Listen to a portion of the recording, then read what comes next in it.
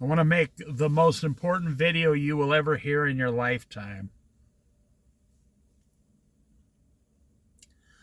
I already made this exact video, but I feel like I came across some circumstances lately with other people. This video needs to be made again. Now, I don't care about what other people do. That's the thing. I'm not making these videos trying to change anyone. Oh, no. Most men can't even change their own family or spouse. They have no control, which is sad because they don't follow Jesus. This video is consistency. You can go look up my video on consistency in the playlist somewhere. It's probably in the money playlist. Consistency will make you a healthy, wealthy person, where consistency will completely destroy everything you touch.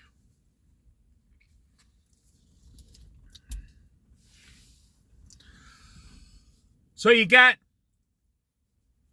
positive consistency. What is consistency? And negative consistency. What is consistency? Actions. What you do every day. Anyone, now here we go. Here's my definition. Anyone can be consistent once in a while. Anyone can be consistent occasionally.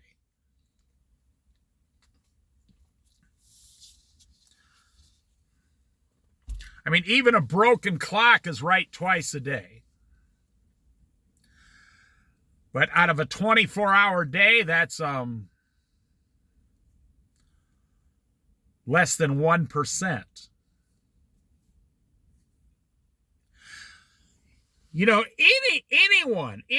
Anyone can have success 3 or 4 times a year.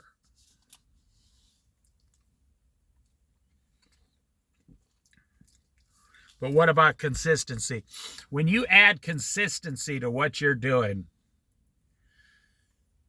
it will explode your life into the most success you've ever had. And it's actually easier to be consistent than it is to do what you're doing now. It's easier to do the same thing every single day and build success in your life. Or consistency, if you continue to do the wrong thing, like take drugs, look at pornography, avoid Jesus. Let me say that slow. If you every day you smoke cigarettes, you drink beer, you look at pornography, you avoid Jesus. Maybe you're on drugs once in a while.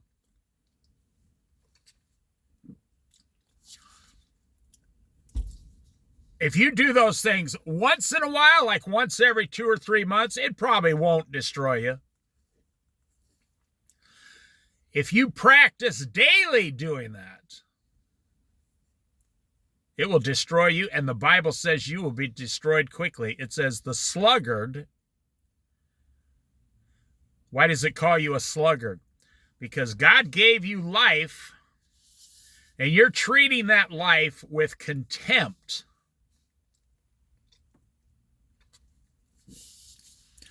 Which means you're treating God with contempt.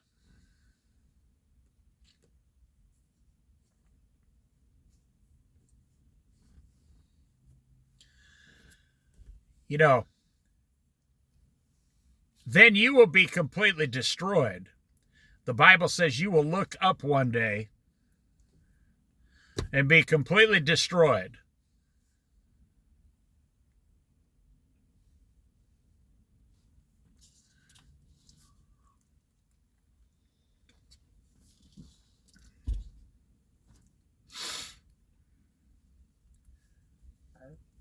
What is consistency? You already have it, whether you know it or not. You're consistently lazy. You're consistently stupid. You consistently don't save money. You consistently spend money. You consistently eat junk food. You consistently get all your food from a drive-through window. Wow, that's a statement right there, a statement app. You consistently get the majority of your food through a drive-through window.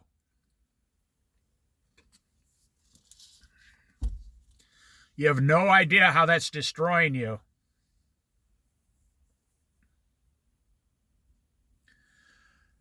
Now, let me say, I'm going to encourage you here. I've seen the dumbest people on the planet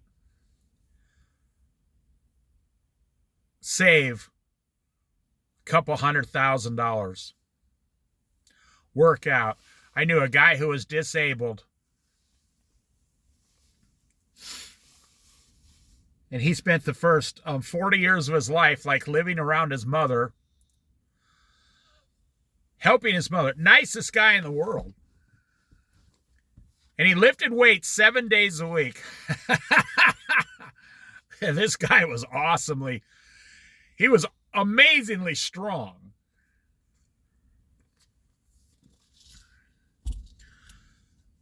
He was really strong. Because he was handicapped, so he couldn't do anything else except lay on a bench and bench press and do some leg lifts. And because that's all he had to do, he did it like 3 hours, 4 hours a day sometimes, without even thinking about it. It just became his life. He didn't know anything else. And then he got disability since the day he was born because he was disabled.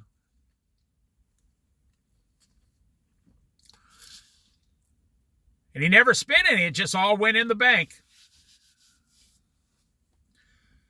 This guy's consistency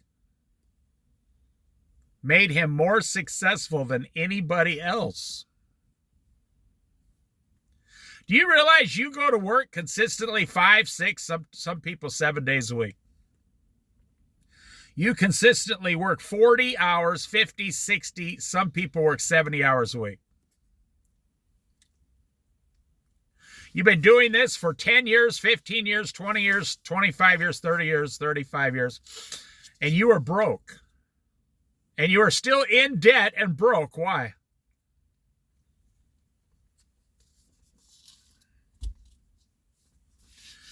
Because you consistently spend all your money.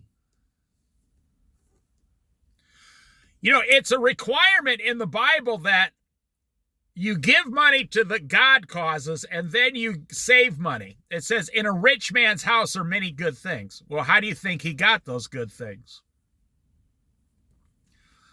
Through money.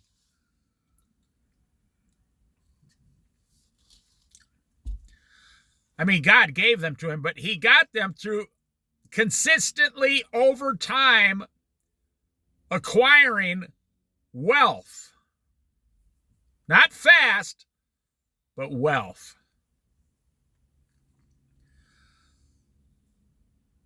I saw an old interview of Warren Buffett before he was a billionaire, but he was a multi-millionaire. And someone asked him, what would you tell a young person today that gets $1 million?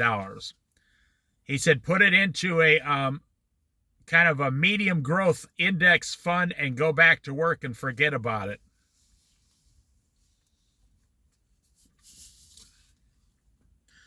Put the money in the bank, let it grow at, whatever, even 3% would be fine. Walk away and go back to work. We live in a society now, it's always amazing to me. Everyone is broke right now. I saw the statistics. Everyone has less money now than they did 3 years ago.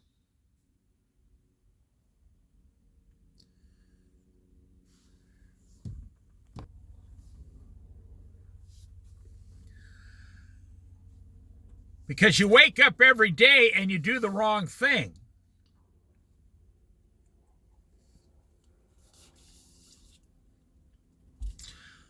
We live in a society that says, I have less money, but I want to retire.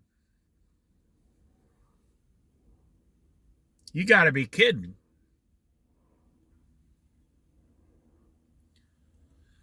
You wouldn't know what to do if you retired. And I'll tell you one of the scariest things that happens to not most, but about, I'd say close to 50%, maybe 45% of retired people.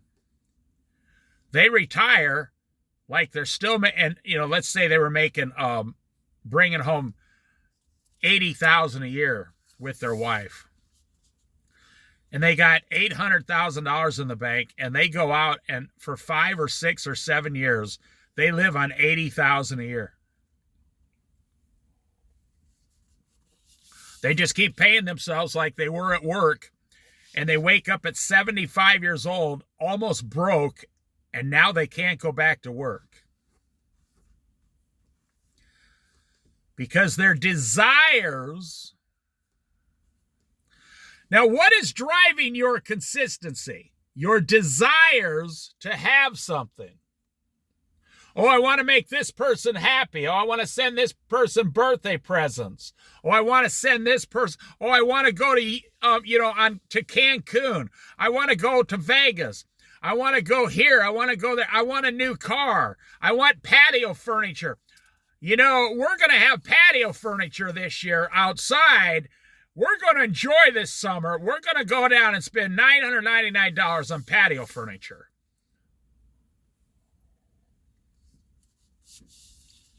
Well, then you're going to swipe your credit card and spend about $1,400 on it, paying it off over the next 3 years.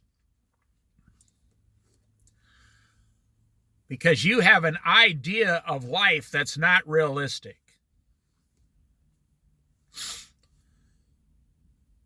If you are rich, if you're a millionaire and you want $1,000 worth of patio furniture, that's okay.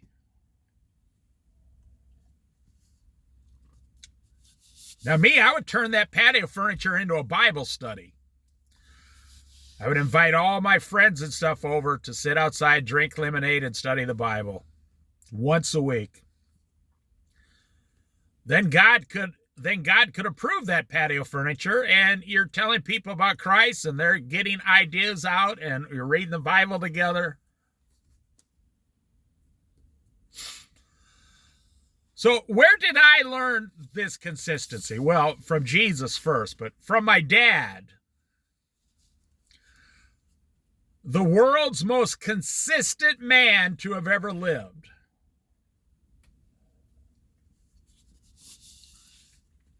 I could tell you everything he was going to do every day of his life. And he never changed. And most people think that's boring. No, he was very successful. He was a truck driver for 40 years back in Iowa. He called in sick 3 times in 40 years. One time he had to call in sick because he broke his arm.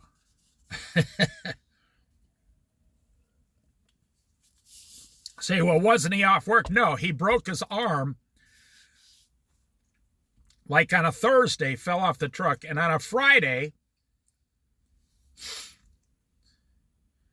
he had to call in and take off.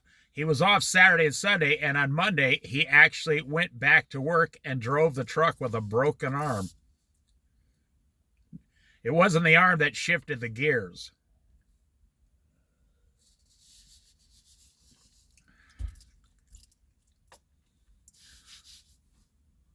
Yeah.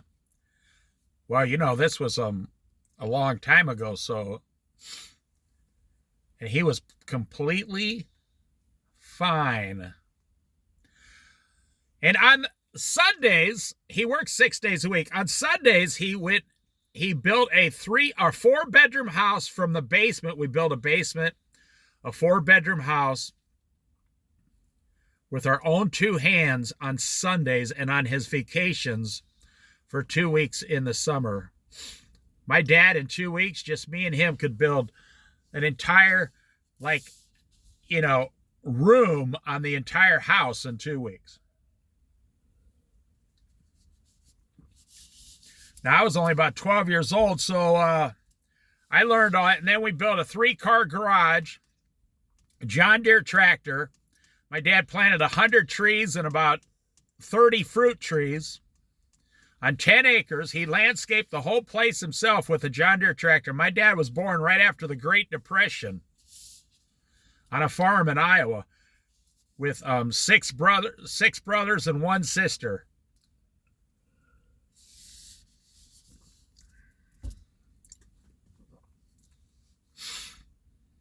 Consistency. My dad understood. My dad was a Christian. My dad understood. The day he stops is the day everything else stops. If he doesn't go to work, somebody else would own his house. If he doesn't go to work, his wife and kids won't be fed. Now, my mother worked 40 hours a week. But, well, you didn't make much back then as a woman working like at Woco department store. This was before Target, before Shopko. This was called Woco. You know, we're talking like $4 an hour.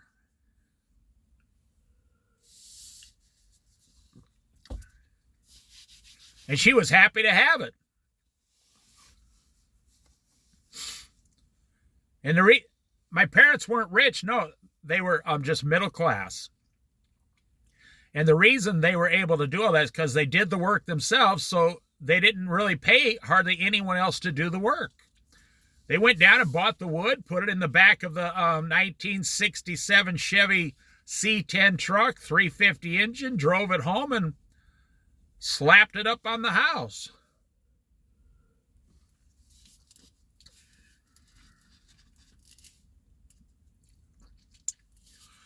Consistency will make you or break you depending on how you choose your choice, your free will choice, God-given free will.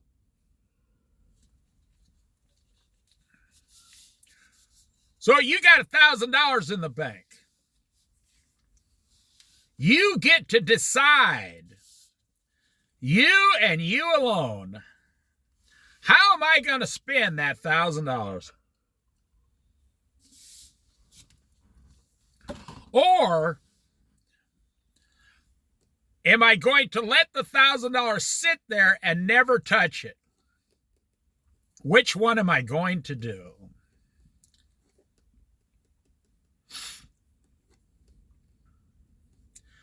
And on the day you die, you got that $1,000 in the bank. Now, in today's society, about 80%, that what I just said would drive you crazy. Because you're living for yourself. First of all, you don't know when you're going to die. You don't know if you're going to recover and need the $1,000. Or you get sick and you're dead in 3 months. Well, that's fine. Then your children get the $1,000. Or it pays for part of your funeral.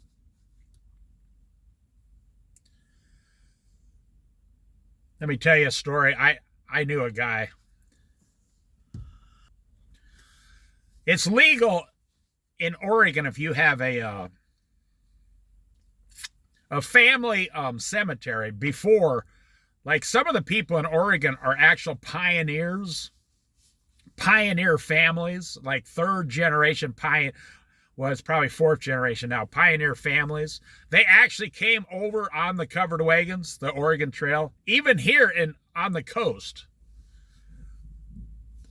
We have what's called a pioneer museum here in Florence, Oregon. It's fascinating to go look at the people. Back when 20 men would go out in the woods and bring home like a 700-year-old tree. And it would take, like 10 days to get the thing into town, and they'd all make tons of money.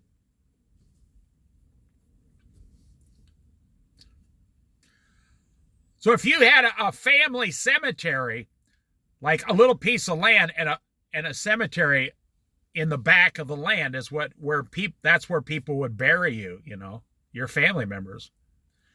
They would dig a hole before, not around here, but like in Minnesota, if they dig a hole before winter because the ground's frozen. But today we have machinery that'll dig a hole through frozen ground. So, and this guy, he lived his life, he smoked, he drank, he did drugs, he did pot, he was a really great chef, actually. Kind of a little angry in life, but, he got sick and died at about 55, 58 years old. But he was related by like third cousin or whatever to these people who owned a family cemetery. And they built a wooden box for him. Really nice one with carving on it and everything. And they put him in the box and took him out to the family cemetery, and it cost exactly $0. This guy's funeral cost $0. Absolutely nothing to bury this guy. Now, you figure today it costs, like $2,500 to cremate someone, up to like $25,000 for a funeral. Wow. Talk about a slap in the face. Well, on a side note, there's inventive people looking for legal ways to bury people. And they're making millions of dollars. Because we got 70 million baby boomers that are all going to die within 20 years. Most of them will. That's 70 million funerals in the next 20 years. You want to get into a business, go into the funeral business. The next 20 years. Of course, you got to look at dead people and look at sad people all the time, but you can make a lot of money. Consistency. My dad was the most consistent person. Late on Sunday afternoon, my dad would be out with a bucket, taking water to his fruit trees. Now, he just let the other trees, drink off the land naturally in the rain and stuff. But,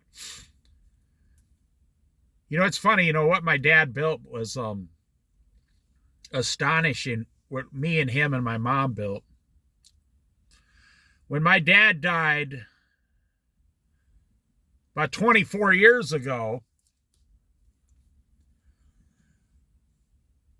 they sold the house for $120,000. Now, we didn't get $120,000, no. They still owed money and stuff. My dad was smart. He said, we don't own a house, the bank owns it. My mother had already passed away. And here recently, I looked the place up on live Google Earth. And there's someone who bought it, and the place is worth almost $300,000 now. And all the trees are 20 years older and bigger and more beautiful. And it's just like a paradise. So the next guy who bought it just bought himself a paradise that was already set. And that would make my dad happy. My dad is a Christian. He's with Jesus now. So he doesn't care about his property. All his work is done. He's being rewarded now for believing in Jesus. Now, you notice I did not say for works. He's not being rewarded. No, he's being rewarded for believing in Jesus. Then you go to heaven. Then you get your rewards later on after the 1,000-year reign of Christ and stuff. Consistency. 80% of Americans, no, that's not true. I'd say 85 to 90% of Americans. I'm repeating myself because I want you to hear what I'm saying. 85 to 90% of Americans do not have the ability anymore to consistently wake up and do what is right for their own life. No. About 90% of Americans, 85%, wake up and consistently do things that harm them every single day. That should blow your mind.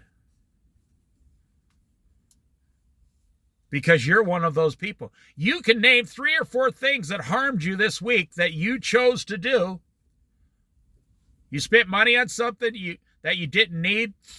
You went out and ate junk food that you didn't need. You didn't exercise. You did not save money this week.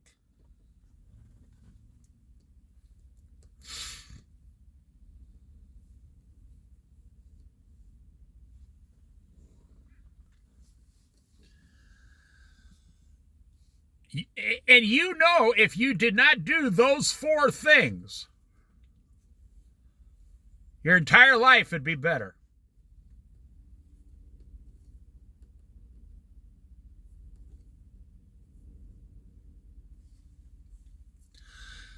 That's why I say 85%, 90% of Americans can name at least 2, 3, 4 or more things that you did this in the last 7 days that were harmful to your future.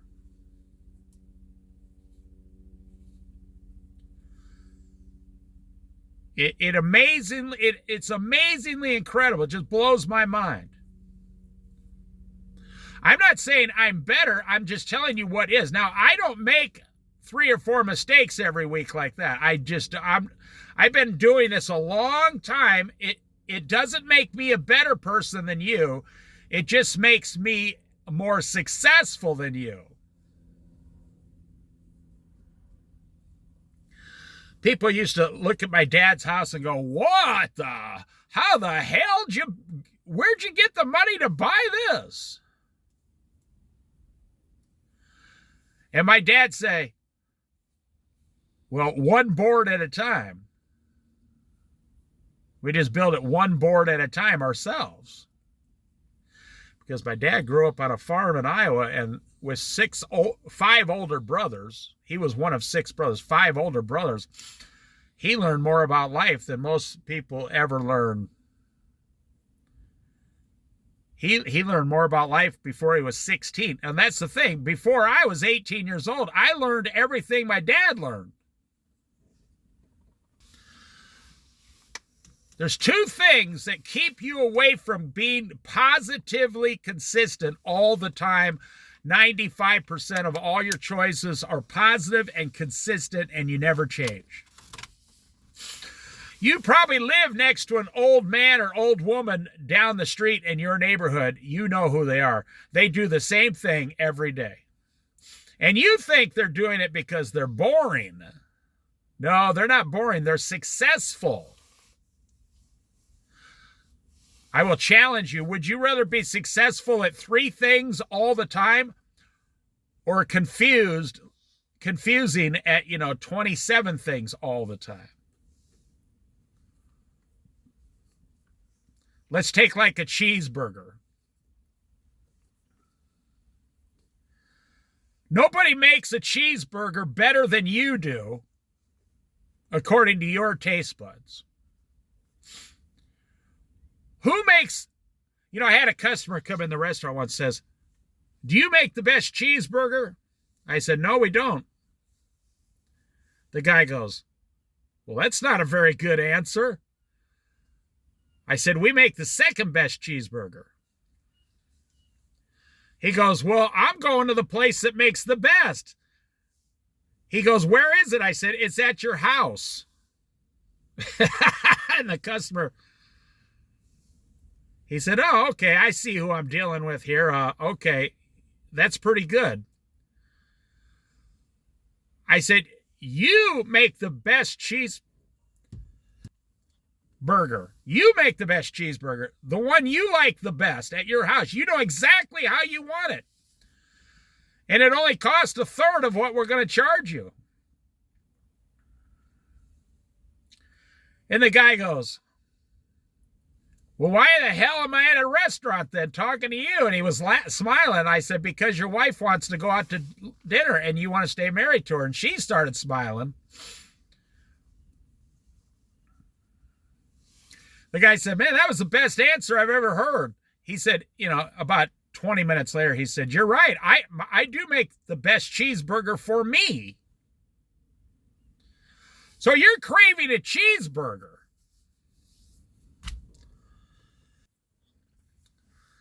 So why don't you just go home and make the best one you like? You know exactly how much ketchup and mustard and pickles and onions and lettuce and tomatoes. You know exactly how much spices you know the best burger for your taste buds. And you know what your favorite cheese is, and you know exactly how you like the bun toasted or not toasted. You already know all this. So why are you going out and having somebody else make a cheeseburger when you know it's not going to be as good as the one you make? And you know you're going to spend, like at home, you can literally, you go buy all the ingredients and then you cut them down and, you could put some of it in the freezer and then, so you get 1/3 of a pound of beef and one bun, the onion on it. You're going to spend $6 for the best cheeseburger you've ever had at your house. So why do you go to a restaurant where you're going to spend, $18 for a cheeseburger, some coleslaw, and some cold French fries? Right there, see? My dad would never do that. Matter of fact, my father-in-law rarely did that. My wife's father. These men were extremely successful. I know farmers, they'd never do it. Matter of fact, I know farmers in the Midwest, they would never even buy hamburger. They would go slaughter a cow and put 300 pounds of meat in the freezer.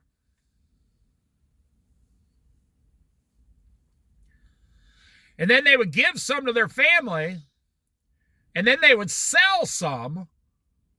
They would sell about 100 pounds of awesome meat, beef, get all their money back, and then have all that extra, like 80 pounds of meat in their freezer for themselves for the next 12 months. Now, I mean, for themselves, their wife, their 3 or 4 children, so they're not eating a ton of meat. It's just once it all gets divided up. I know farmers who give meat away at Christmas. I bet you've never heard of that. They'll give their closest friends and relatives or the guy that helped them, that summer on the farm or whatever. They will give everybody 10 pounds of meat. Farm, grass-fed meat. No chemicals.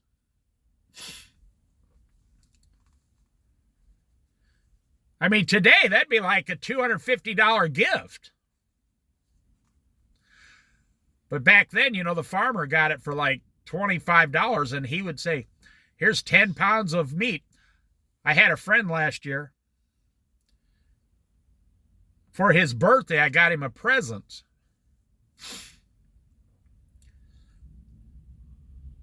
I bought him 10 pounds of the best one-third pound hamburgers you could buy. They were on sale. It only cost me like $3 a pound. No, it cost me like $40 total, $4 a pound. But they were good, and they were by a specialty company, and they were grass-fed, and so 10 pounds, I had like a 30, they weren't quarter pound, they were third pound, so they were 30 burgers in there. And, he called me a couple days later, he says, wow. He said, so that's what real hamburger tastes like.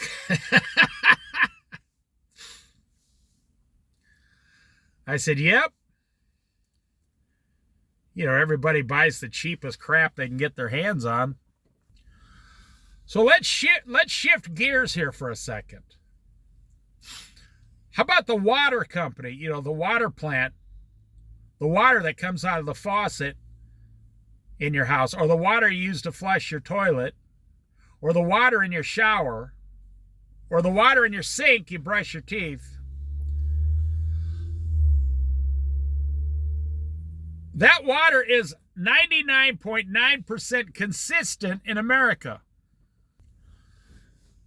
99.9% consistent. You know, you don't call that kind of consistency boring, do you? You don't say, well, that's boring. No. You depend. You're like, if they're, when they have to shut the water down just 0.1%, you start screaming. You start screaming. What about the electricity? The electricity is 99.9% consistent in America. Only a storm knocks it out. And boy, oh boy, people start screaming. They start screaming like, oh my gosh, what's wrong with the electric company, man? You know, the roads in front of your house are basically 99.9% consistently there, and you can drive on them. You don't complain about that. Someone puts an orange cone out there and tries to fix a pothole, you're screaming, hey, why are they doing construction on my street?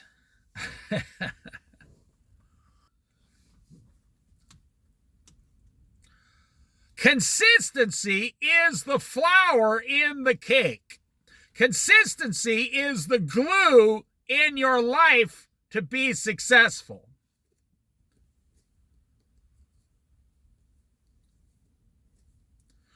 Anything short of 100% consistency, I want you to think of a teeter-totter with only one person on it. So you're on a teeter-totter and you're sitting there and you're the one, your butt's on the ground and the other end's sticking up. And that's 100% consistency. Then you start putting weights on the other side of rocks. And you start lifting off the ground a little bit. You start lifting up. And even when you lift up 5%, you start wobbling and trying to hang on to the teeter-totter. And it's not as successful as it was when it was 100% on the ground on your side in your favor. So let's say you weigh 200 pounds. If you just put 20 pounds on the other side, it'll lift you up 10% and you will start wobbling. So let me wrap this up here. When you are non-consistent, just 10% of your life you're wobbling. And most people don't tell you that. If you have a bicycle and your front tire is off 10%, you can't even ride the bicycle. Because it's wobbling all over the place. You ever go into, of course everybody has, another great example. You go into the grocery store or the big box store and you get a shopping cart and it's just got one wheel that's 10% off. Just wobbling, and the whole cart, you're walking around the store with this, the whole cart is completely out of control, just with this one wheel is only a little bit off.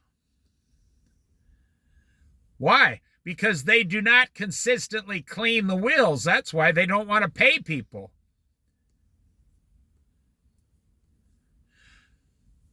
Oh, I'm telling you, you don't want the roof on your house to leak 10%, do you? No. You don't want your car to run 10% bad. No, you don't. But why are you making bad decisions in your personal life every week, 10% bad all week long? Now, what I said was, most people, do this literally about 45% all week. Then when it comes time to pay your mortgage, you're like, oh man, I'm barely scraping it here. Yeah, let me throw something at you that'll blow your mind. Why would you spend $400,000 on a house when you can buy 2 houses for $400,000? Say, well, today the average starter home is $420,000. Yes, but somewhere where you live, there's 2 $200,000 houses for sale in every town in America. You can probably go to San Francisco and outside of town find a $200,000 house. So why would you spend $400,000 on one house when you could buy 2 houses for $200,000? You can live in one and rent the other one out and make $1,500 a month. That would come, and you would be saving, $1,000 a month on that other house. You'd be getting paid immediately. Now they'd be paying the mortgage for you on the second house. And if you wanted to go that route,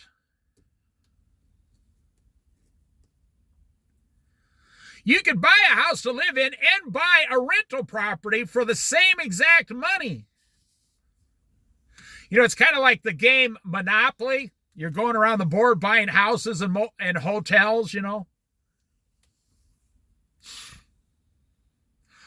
what you do is you try to buy as many houses as you can on the cheap pieces of property, because people are going to land on them and they're going to have to pay you for staying there.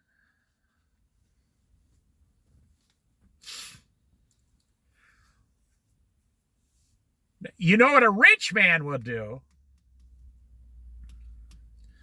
A rich man will go figure it out, go look it up. A rich man will go live in an $85,000 condo, pay cash for it, and then go out and buy 5 rental properties and just manage them for 20 years and become extremely wealthy. Just like Warren Buffett said, if you had access to $1 million, just put it in the bank, forget about it, and go back to work. Isn't that what you do with your 401k?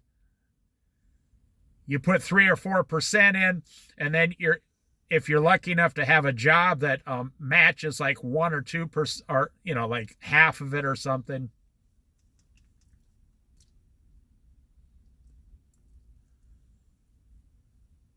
I knew a guy worked for a university in Iowa.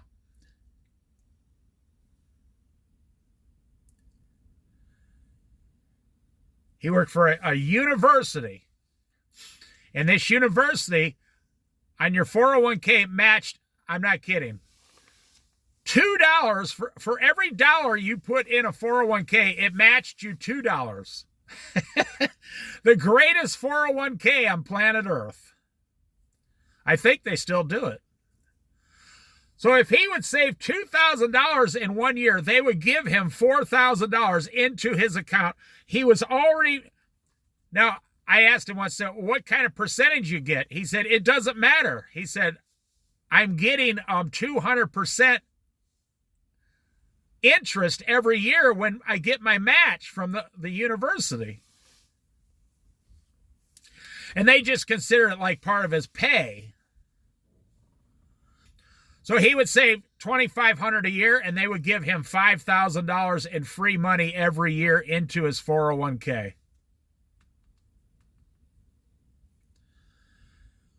Now listen to this story. Don't assume I'm going to say what I am. This story will blow your mind.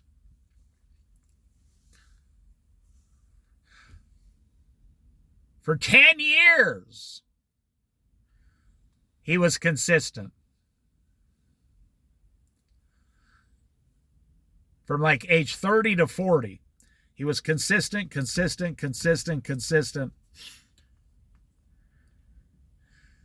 And he was still working there. And then he turned around and borrowed the money to buy stock in a company that he thought was going to explode and make him a millionaire. He called me and asked me, what do you think I should? I said, don't do it. Don't do it. That company, I said, I looked. Now, this was before technology. You had to look up the company information in the newspaper and stuff. I'm not joking. And I said, I think that company's going to go under and you won't get anything. He said, no, there's a chance. So he borrowed all his money, $70,000 out of his 401k and bought stock in this company. And now the stock was only like 25 cents a share. And there were some reports out that it was going to go back to $2 a share or it was going to go bankrupt. And guess what happened? See, if it would have went to $2 a share, he would have gotten 8 times his money. So he would have made almost $1 million, $900,000. I said, man, you worked like 15 years to get this money. Don't do it. Don't do it.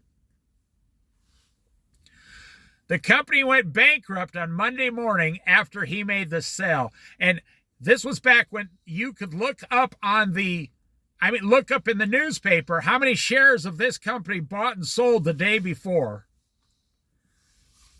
And on Friday, my friend put down like $70,000 in shares on this company. He was single. And man, I even prayed. I said, Lord, boy. Now, this guy was not a Christian. This guy he did not believe in God. He believed in evolution. No matter what I said, I couldn't change him. On Monday morning, you looked at the stock and it said someone bought 70,000 quarters. So 70,000 times 4. Someone bought 280,000 shares of this stock on Friday afternoon at 25 cents each. I think it was actually 23 cents or something like that. And right across the top, the headline on the financial thing, so-and-so corporation goes bankrupt. Right above where it showed that he had bought all these shares, he went bankrupt. The company went bankrupt.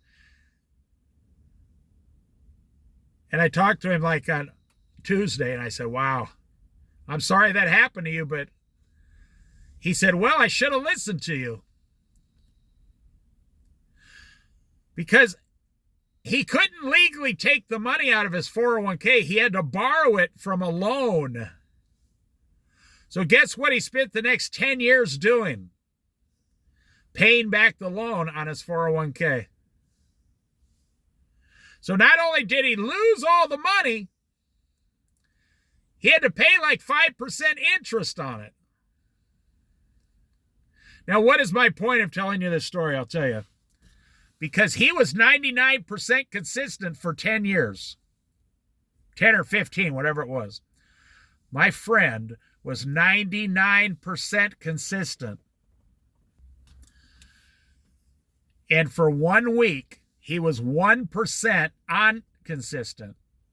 And he changed course for just one time, 1%. And it completely destroyed his financial future. Now, what does the Bible say about this? What does God say in the Bible? He says, do not give the devil a foothold. You open that door to, the Fuller Brush salesman. That'll put me back to Dayton 40 years ago.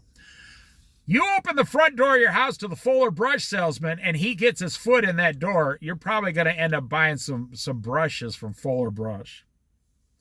If you don't open the door to the devil, he's not going to sell you something. Some lies and deception. So my friend was, 40 years old, then 50 years old by the time he got it paid back. So all that time he wasn't accumulating anything. So then at about 50 years old, he ended up buying a house. So now he's paying off his house till he's like 65. He bought a house for like $180,000, pretty cheap. And he's still single, no kids, still doesn't believe in Jesus or God. Now he's like 65 years old. And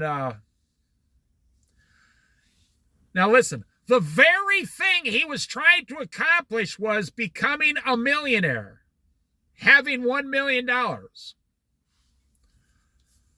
If he would have left the $70,000 in his 401k, he would have had $1 million by age 60. The very thing you're trying to accomplish was completely destroyed by just one bad decision 1 week.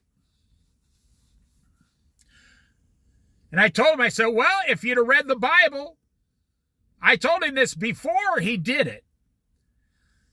It says, those who try to accumulate money quickly will lose. Money accumulated slowly over time is what makes a rich man, according to the Word of God.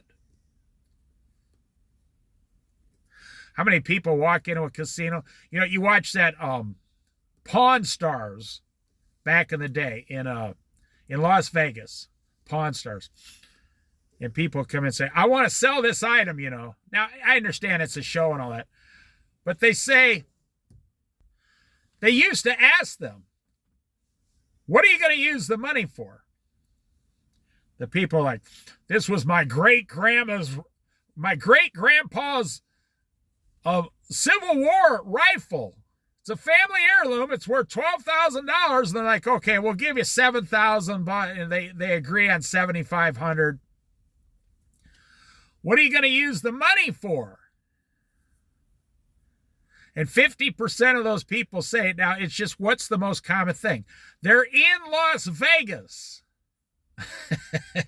And they're a tourist in Las Vegas, and they just been handed $7,500 cash. So about 50% of them say, well, I'm going to go hit the strip and try to make some money. I'm going to try to double my money. What a bunch of dumbasses. And the owners of those casinos are like, yeah, come on down. We're going to take all your money. But hey, we will give you a free Pepsi. Well, back in the day, they'd get free Pepsi, free hot dog, free pizza, free popcorn. You could get free drinks. Not anymore. You go to Vegas in 2026, it's like $19 for a bottle of water. You think I'm joking? For the fancy water out of your motel room, it's like they charge people. One place got caught charging $38 for bottled water out of the little refrigerator in the motel room. $38 a bottle. Wow. So the very thing you want, you're getting at consistently making the right choices. And then one or two bad choices, it destroys everything.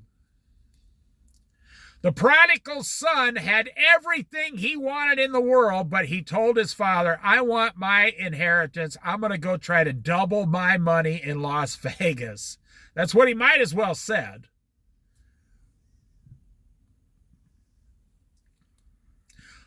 Well, that's not, Jesus told the story, but Jesus didn't say Las Vegas. They would have said, what's Las Vegas? And Jesus would say, well, in about 1900 years, there's going to be a town in the southwestern United States, they'd say, what's the United States? Well, in about 1,500 years, there's going to be a country called America.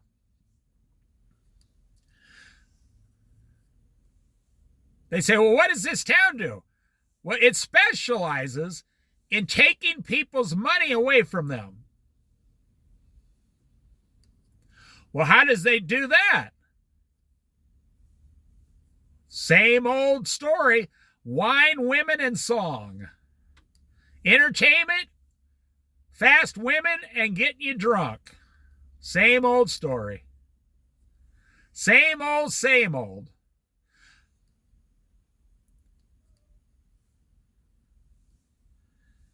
So I'll just leave you with this. What's the 4 things you did last week that are not part of your normal, consistent behavior? That's what's destroying you. My dad never was inconsistent. Never. He was a man's man. He knew what he wanted. He took care of his wife and kids. I called my dad once. He had a 2 weeks vacation. This was like 3 years after my mother died. My dad was in his 60s. I said, so you're on vacation, for a week. What are you doing? Because he's all alone. He said, I painted the house.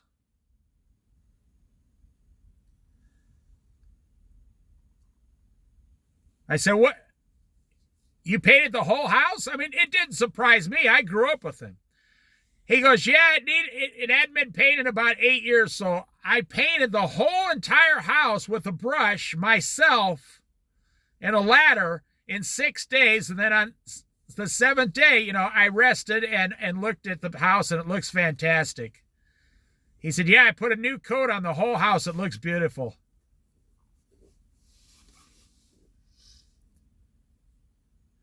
All by himself. See, even after his wife passed away and went to heaven with Jesus, he kept being consistent. He never strayed from it. Jesus talks about, you are a servant. You should say, I've only done my job. When, Jesus says, when the master comes in to eat, does the servant eat first, or does the servant take time and feed the master? And when the master is finished, then the servant eats his meal. That should be your attitude in life. As a Christian, you're not supposed to be down here eating, drinking, and singing, and wine, women, and song, sex, drugs, and rock and roll. That is not, as a Christian, you're not supposed to even put a toe in that lifestyle.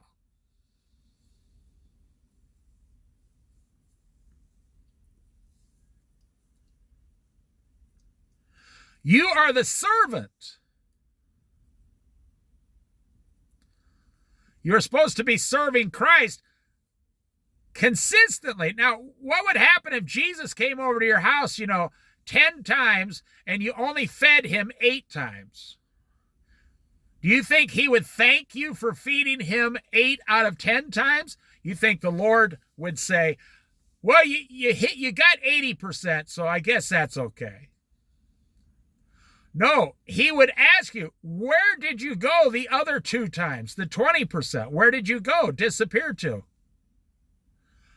Well, I just took the day off, man, and went out and got drunk. I just fed you last week. What do you want from me? You see, the Lord would say that he recognizes a problem in you. He recognizes a problem inside of you. And then he would go, because he loves you, he would go forward, start correcting you, maybe have to punish you. Maybe you're punishing yourself. Well, I'm going to end here. Consistency will make you the most successful person you can possibly be, probably more successful than anybody else you know. or non-consistency, inconsistency, will put you in the bottom 25% of miserable people. You will be miserable and poor and broke and out of shape and fat, and you will be on the bottom of society because you have made bad decisions. And that's the way it should be. You know, in the Garden of Eden, when they ate of the forbidden fruit, the forbidden tree, it actually doesn't even say it's, well, it said, do not eat of the tree of the center of the garden. Some people think it wasn't even fruit at all. It might have been leaves. I'd have to re-look it up. You know, that same tree is going to be in heaven, and it says 4 times a year we eat from it. It's either 4 times a year or once a month. I can't remember. I'd have to look that up too. But you make these bad decisions. You know, it said as soon as they ate of the tree, their eyes were open and they knew the difference between good and evil. So for you non-Christians, you know, you're always screaming, well, it's not my fault. Why is God punishing me? No. Today, you know the difference between good and evil, and you make a choice with your free, God-given free will. And a lot of people choose to be consistent all the time, and they're very successful. Like I said, you know some old person down the street who's been consistent their whole life. You know exactly what they're going to do. When they have to go buy a new pair of shoes, you notice, hey, they got new shoes. They are the most consistent person. And you know, 90% of most people are inconsistent, you know, a few times every week. No consistency at all.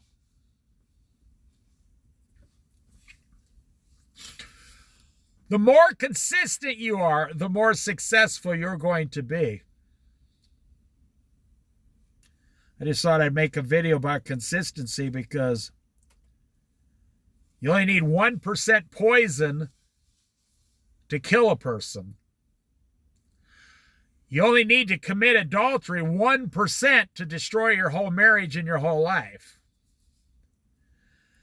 You know, this sounds funny, but you only need to sleep with a woman once to get her pregnant, and now you have to pay 18 years of child support.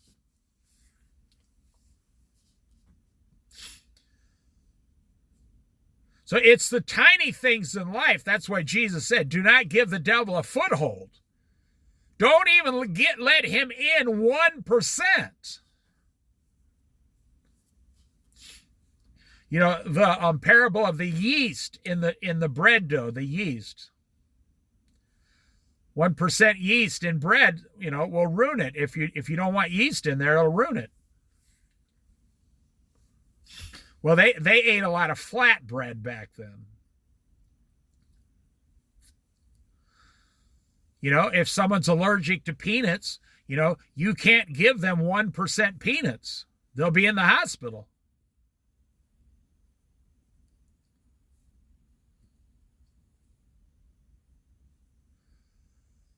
I think you get the point.